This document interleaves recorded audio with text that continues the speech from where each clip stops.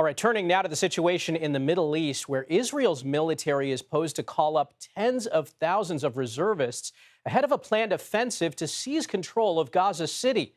Now, this comes as mediators are still awaiting a response from Israel this morning to an Arab-proposed Gaza ceasefire deal after Hamas accepted the proposal on Monday.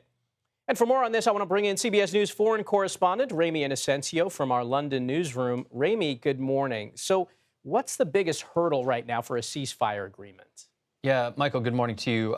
Basically, Israel has not yet given a reply to this new ceasefire and hostage proposal, 60 days in terms of a time frame. But what we do know is that the Israeli government wants all 50 hostages still in Gaza, dead and alive, to be freed at the same time. And this, to your question, could be the hurdle to this agreement as it stands. CBS News has obtained a statement, there it is on your screen, from an Israeli senior political official that really crystallized this, which said that Israel's policy is consistent, it hasn't changed, demanding the release of all 50 hostages, and that they are in the final phase of defeating Hamas, not leaving any hostages behind. Talking about that final phase, though, Michael, that includes Israel's taking and controlling Gaza City with the aim, it says, to eliminate senior Hamas figures. And our CBS News producer in Gaza tells us that Israel's army, has effectively encircled Gaza City from the east, from the south, as well as the north.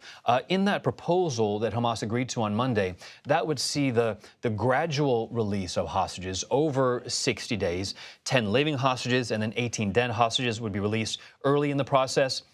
After that, all sides would then negotiate a permanent ceasefire and then the release of all of the remaining hostages. That would, in exchange, be for 1,500 Palestinians in Israeli prisons. But Qatar's foreign ministry came out saying, listen, this is close to what you guys talked about before, the Witkoff plan, saying that it's 98% similar to that plan. So we are waiting for Israel's reply. And Ramy, you mentioned that planned offensive to take control of Gaza City. Where do things stand with that right now? Do we know a potential timeline or any other details?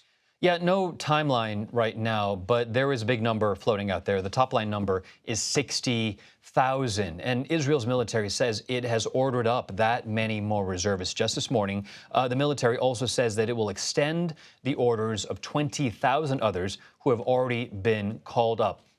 So in total, there would be 130,000 reservists in action during the time of this threatened Gaza offensive for what the IDF calls Operation Gideon's Chariot. One Israeli paper saying, though, that these new reservists wouldn't come in one massive wave, not one massive push, but in a few waves.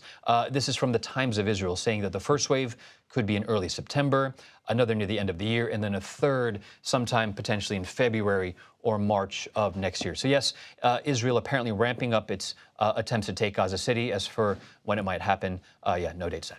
All right, Ramy Inocencio, thank you.